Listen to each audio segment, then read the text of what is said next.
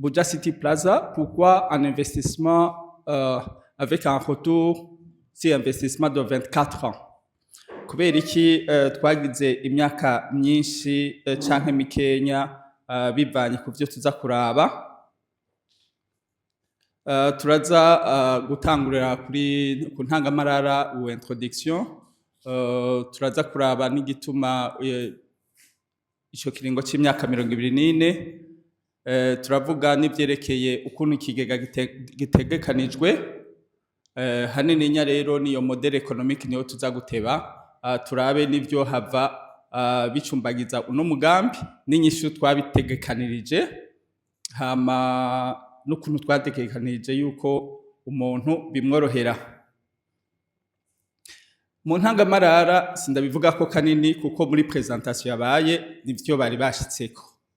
Mugabo mu nkundire nerekane yuko hariho ikigega nyezina One Africa Investment Fund. Mu mategeko bitegetswe gutandukana n'ikigo kirongora canke kiyobora canke gitegekanya ivyo bigega. Ico kigo naco nico nserukira ni African Dream Asset.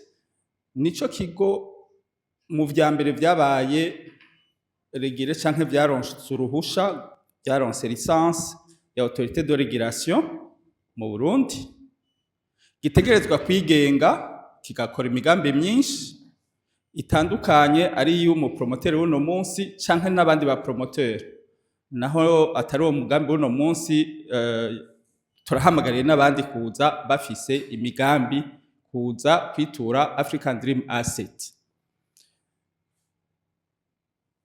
Kirazira naho nyene yuko iyo societe ikoresha amafaranga bwite inoti nguze kuvexa mu makonte y'iwacu canke ku mabiro yacu.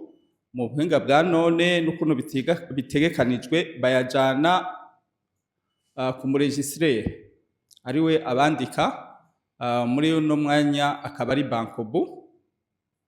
Amahera amaze kubonekwa yose uyacungera n'umudepositaire yitwa bankobu.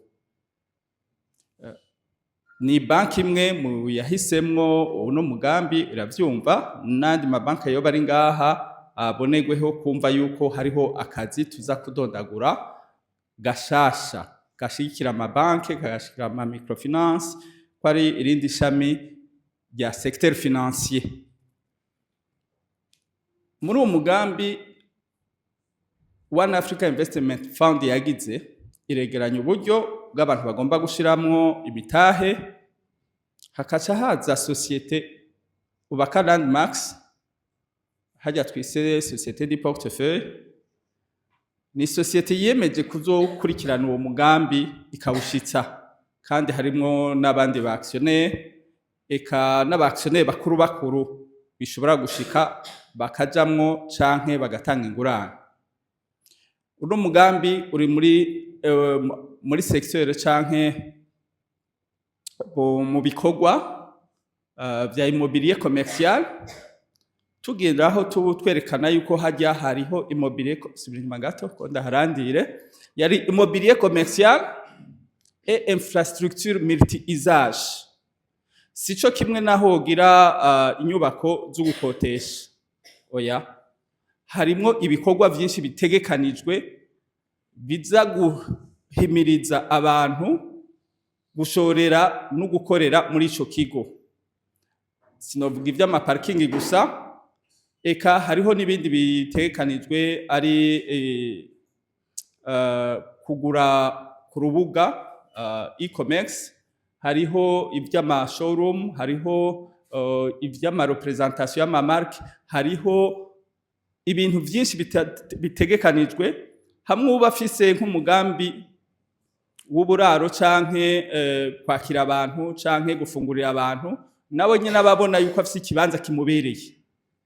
Ari kibanza cy'ibanki kiba kiriho naco nyene kibereye, ari kibanza c'amafarmasi naho nyene kiba kiriho kibereye. Nico gituma twayise infrastructure multi-usage.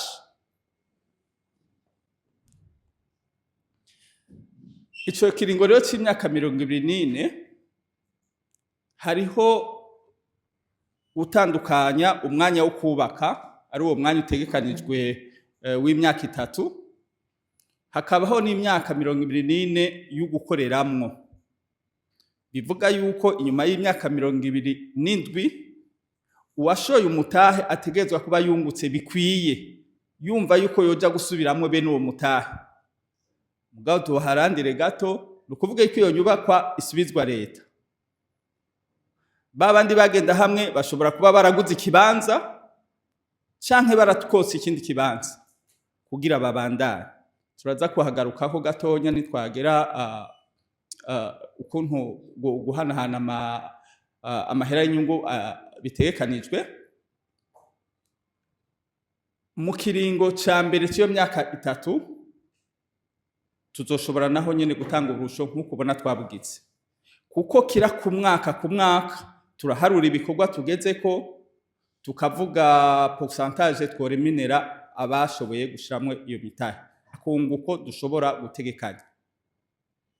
Mpereye aho byatanguriye muri 2024, dushitse ubu twaraharuye turabona ati ubu unyamategeko arahari, ubu inzego zirahari, ubu hari barutura mu bumenyi barongoye izo nzego barenga 10 barongoye izo nzego. Hariho amategeko twashizeho ari ayo ku rwego rw'igihugu, ari ayo ku rwego rw'ire One Africa. Ivyo byose bituma projet ibasekirize.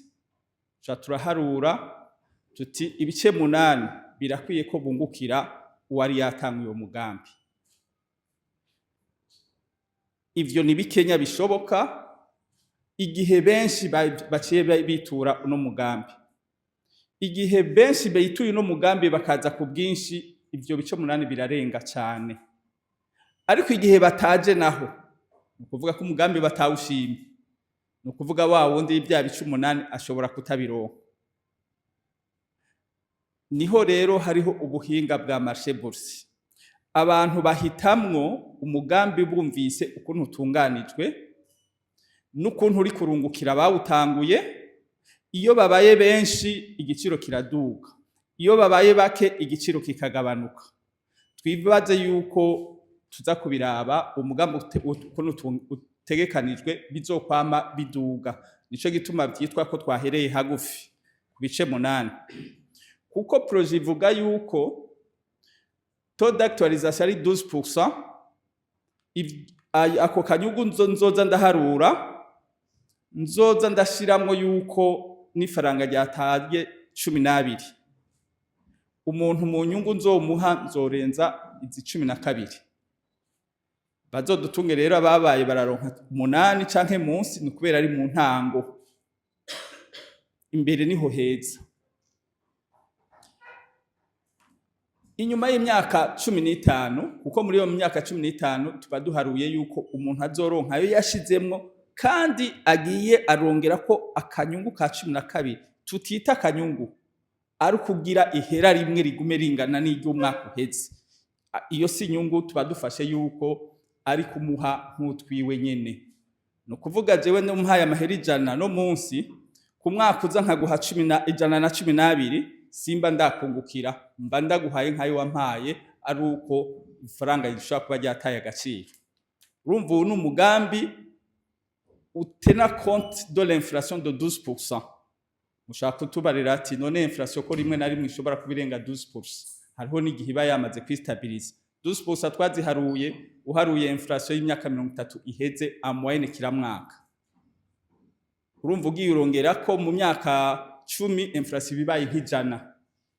Amahera nzoba ndabahaye hazoba harimwo iyo inflation nayirihiye akunguko, kugira umuntu ntumusubize 100 kandi yari guhaye ku mwaka uheze, uramusubije amahera yiwe, kandi nawe niyaja ku isoko atagura cyakindi nyene.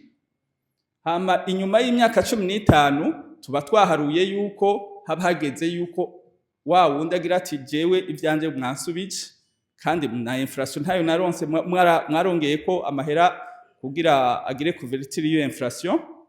Hageze rero benefice. Iyo benefice nayo twaharuye yuko gushika ku myaka 24 azoba yigwijije na 2. Ushaka kuvuga ati kugwiza na kabiri gusa mu myaka 20 oya namba ya inflation twayishizemwo mu kuvuga ko ushobora kugwiza na 4 na 5 kubera ya inflation twayishizemwo. Igihe ibi bidashitsweko hariho yindi mechanisme baca bagira ya liquidation, no kuvuga gusubiza yabo. Ati bya bindi ko mutariko murabishikako. Cha tubivugana n'umuregulateur na n'umudepositaire ati none ko ivyo mwiyemeje mutariko murabikurikiza byagenze gute. Abo bantu rero bategetswe kubishigikira nabo. Hariho umuregulateur nk'ubu muri iyi minsi twari tumaze ico twakora cyose twabanza kumubaza kubera amategeko tukorerako yose hamwe ari mu gitabo cyitwa prospectus ivuga ati mbega amaheruzo yakoresha gute n'inzazo yajera kubera bitari bwajeho twaca turida kumubaza. Mugabo n'ubu inyuma ya prospectus iyo habaye impungenge hose turamubaza, tukamuha raporo kira ku kwezi na kira ku trimestre zozo ziramvuye. Conseil d'administration yabiravye neza, aba expert babisuzumye neza. Kivuga muri uno mugambi utegekanijwe nka kujya kwa mabanki, uri kurashiramwo umutahe ni nkuko birarutana ivy'ibanki kuko aha ico tubikoza tuba twakikubariye. Hariho n'umuntu aguma abikurabira ko ari ivyo. Uwo muntu nawe ni ujya mu gestionnaire African Dream Asset uyabika. Twari twavuze ko hariho umudepositaire, nongere ko rero wanyuma umu auditeur externe. Ni kabine zimwe zikomeye muri Afrika yahora ikorera muri kano karere, ariko kuva kuri no mwaka yaje i Burundi ntitwahengeneshanije kuyihitamwo kubera isanzwe ibimenyereye, isanzwe yabikoze no mu bindi bihugu, ikaba yemeje nayo yuko izoraba ko atawe barenganije canke ata amafaranga yaciye ku ruhande.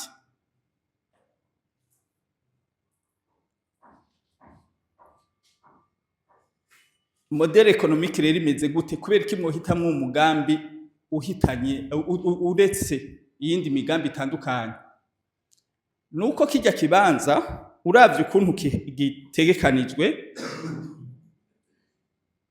nuko abarundi n'amakungu akibona si soko tubiravye, ahubwo ni ihuriro ry'ayandi masoko n'ubundi buzi butandukanye. Burarengeye isoko kuko isoko turadufashe yuko ari aho kudandariza gusa, ariko hajya naho abantu barengana bagiye mu yandi makatiye yose. Ubuva muri quartier uja mu yindi hajya kenshi barahaca. Nukuvuga yuko abari kibanza gishemeye cyane kugira ugire commerce de detail. Ariko twabonye ko twoca twongera ko akarusho. Isoko murabona ya kera yari ifise ni vimwe, kenshi nivo ya mbere ni ya kabiri naho abari ya commerce de detail. Ku nivo zikurikira canke ku bindi bihande by'isoko harashobora kujamo n'ayandi ma service. Ijya rero twayifashemwo amafaze atandukanye indwi, harimwo n'inyubako y'indwi twibaza ko Burundi tuzobishikako igeretse 30 n'indege igashikirako n'abantu bakayiraramo.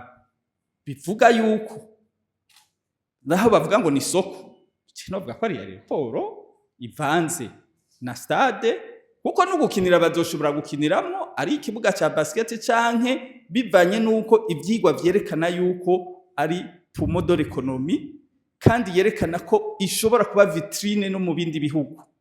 Kujya n'ahandi hari ama convention center, hariho ibindi bibanza muri Egypt ugasanga ati kuri pyramide, bakaza kuraba bakumva yuko bari fier baje aho hantu.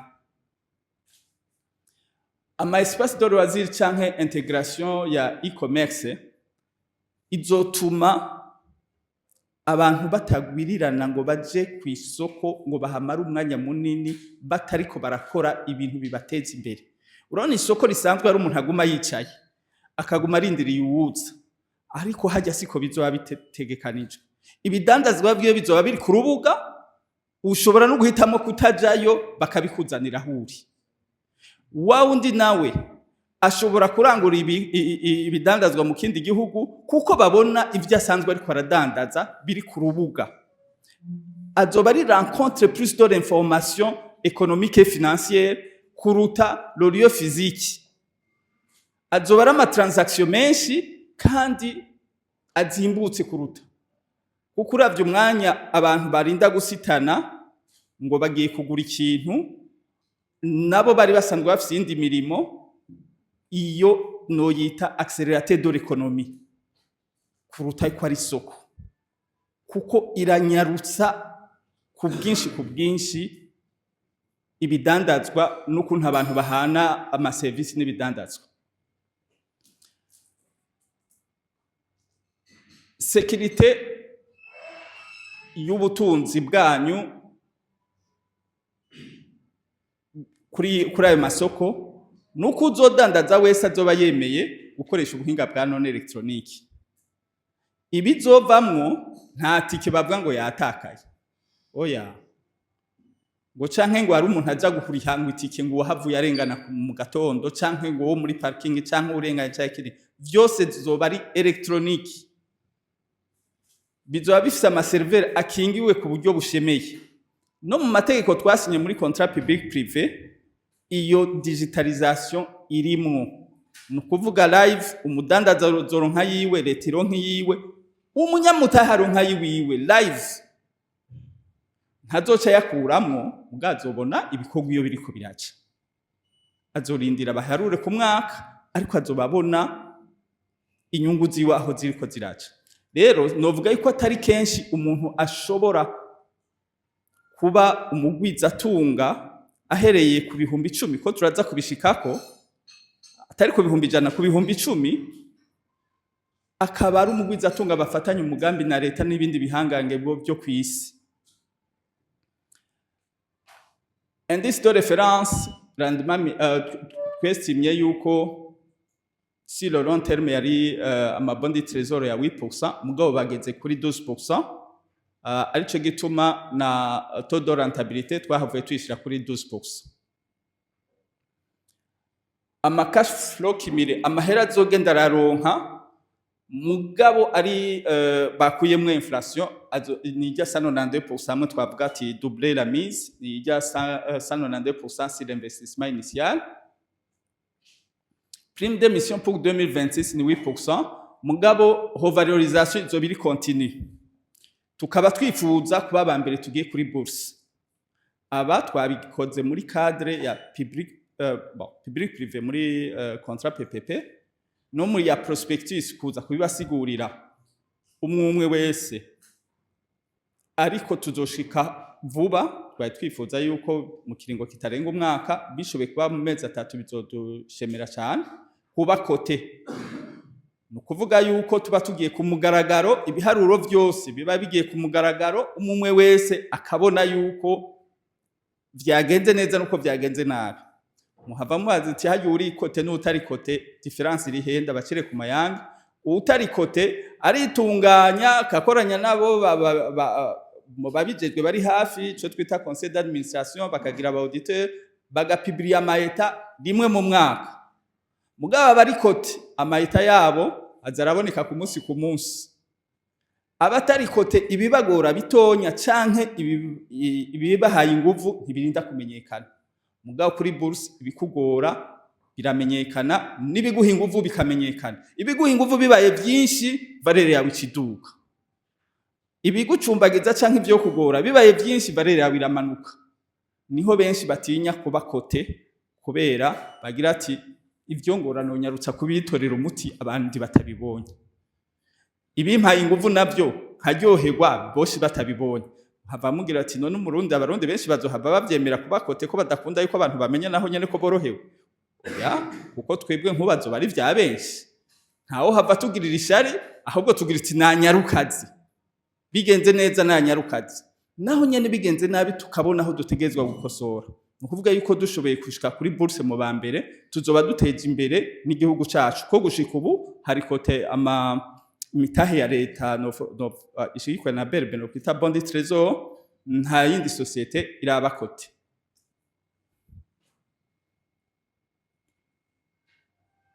ibishobora rero kutugora n'ukuntu bitunganijwe.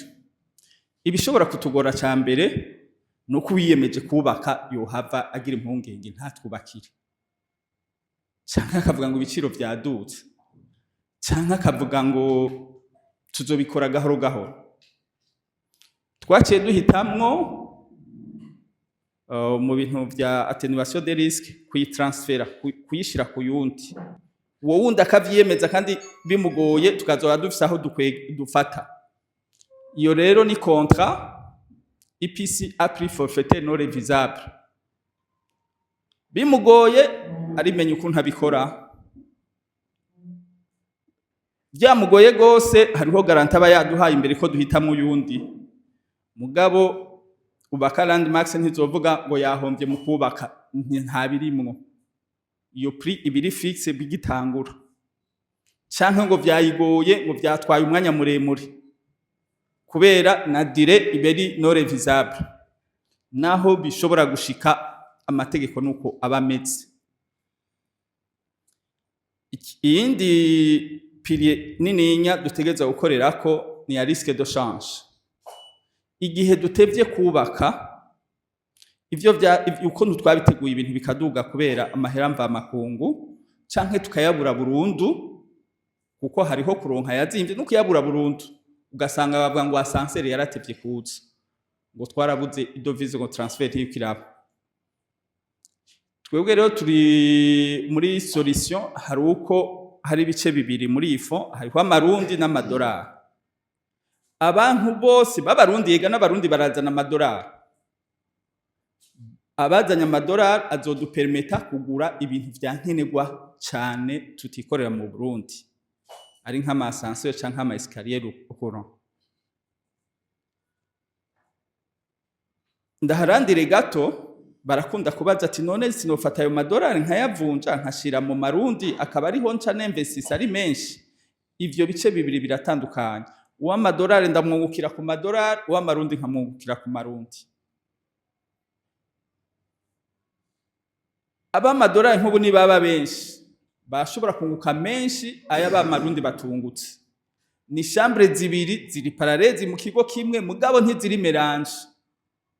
Uwampaye amadolari sinca ndayavunja mu marundi, canke ngo uw'amarundi ndayavunje mu madolari. Umwe wese ndavuga ati les besoins en dollars mfise zingana gutya, mpamagariye abarundi n'amakungu kumpa umuriyoni w'idolari, kubera mba mbona ico ngire ndayakoze uwo muriyoni w'idolari. Ndawukoza nyene mu madolari ari ibintu n'importe. Bishobora rero gushika hamwe muzosanga naho ubu unye twagize 8% kuri bose, bamwe tugize 12%, abandi 15%, abandi 13% bihereye devise yashizemo. Uw'idolari we wahuye ahishije nta inflation biza kumushirako. Mugabo nawe yongeze guplasa ku mabanki nta benshi ndonka abayanyakirira. Hamwe hose harimo ama avantage n'ama inconvénients, mugabo umwe wese yotekana muri mone afise yuko itazota agaciro. Turiko turabitunganya twongera turangura umugambi, kubera uwo mugambi muhambere nukugira umuntu amahera yiwe ntata agaciro mu kuyashira mwibuye abantu benshi bakenera. Iyo mvuze mwibuye si ukuvuga kuyanyegeza munsi yibuye, nuko mba mpinduye mu jambo ry'igifaransa ngo dans la pierre, mugabo tuvuze mu kintu gikomeye nk'inyubakwa ziri ahantu hashemeye abantu bose bashobora gukenera, n'igihe wokenera yuko ayo mahera kuyakoresha undi mugambi bayagusubiza byoroshe kandi agifise agaciro.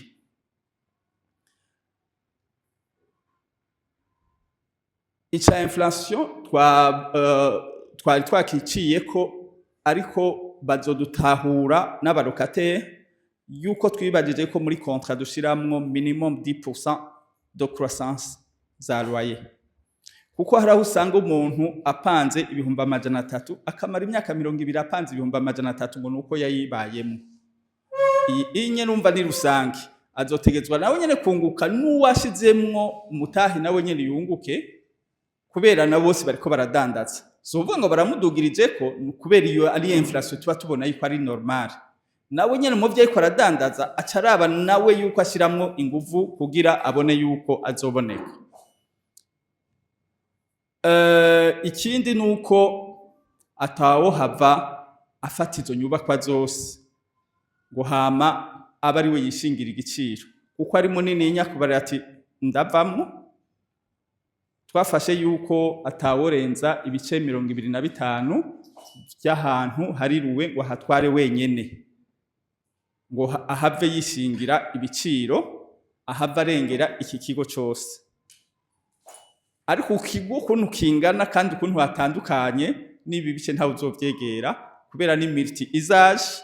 Ntawe turabona mu Burundi akora ibintu byose ari umwe ngo ahava akenera hanini.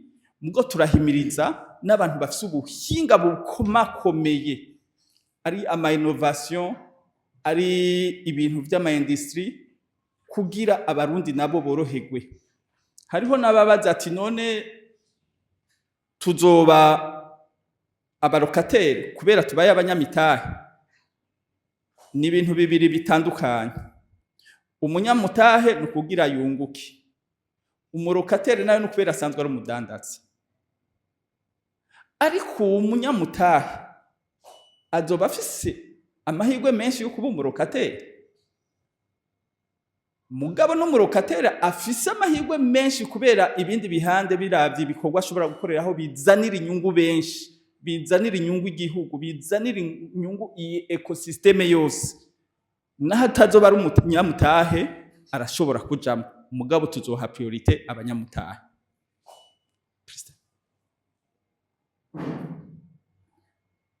None woba umunwanyi gute? Dagisubiremwo hariho subscription gutanga umutahe mu marundi cyangwa mu madolari. Ushobora koroherwa mu gutanga imitahe gahoro gahoro.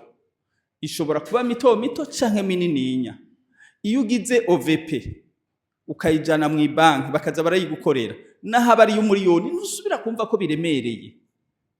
Tuba twakoranye n'izo banki n'izo microfinance, abafise izo contrat progressif, no kuvuga uriko aruyubaka yironderera azohava aziganiza kazoza, aba yagize iyo OVP. Ntusubira no kwibuka ko vyabaye. Uharuye ufise nk'abana bafise imyaka 2 canke 5 bazogera gukura batagisaba akazi, bagira ati abavyeyi bacu bari batwiyumviriye, ntibaduhaye gusa amata n'imfungurwa, barandutekeranije ivyo tuzohava dukora. Eka n'umuntu nawe nyene ageze mu zabukuru arakenera ibizomufasha. Rero duhimiriza yuko umuntu yogira OVP n'imiburiburi ya 10% y'ivyo aronka. Twebwe abakozi dukorana twaramaze gutangura muri no minsi kuri 5%, mugabo tuzotinda tuduga kuri 10%, 20% tugenda tuduga, tubona yuko no mu nyuma bizotuzanira ahubwo amaruveni. Kuko mu myaka 3 uzosanga yo turonka rutaya yandi twagiye turashiramo, kubera twigoye gahoro gahoro amahera nkuko tutayabonye. Amahera utayabonye mugazo kuzanira kazoza aragwira.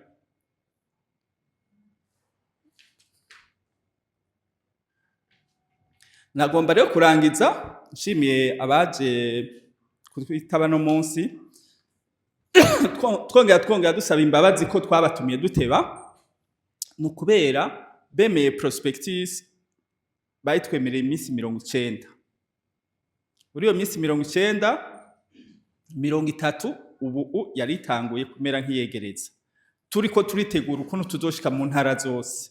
Turiko turitegura ukuntu tuzoza tukaganira, mukatubarira ivyumviro vyanyu, tukaraba yuko inyuma y'iyi kampanye y'amezi 3 duhereye ku vyumviro vyanyu twamirira natwe intunganyo y'uno mugambi.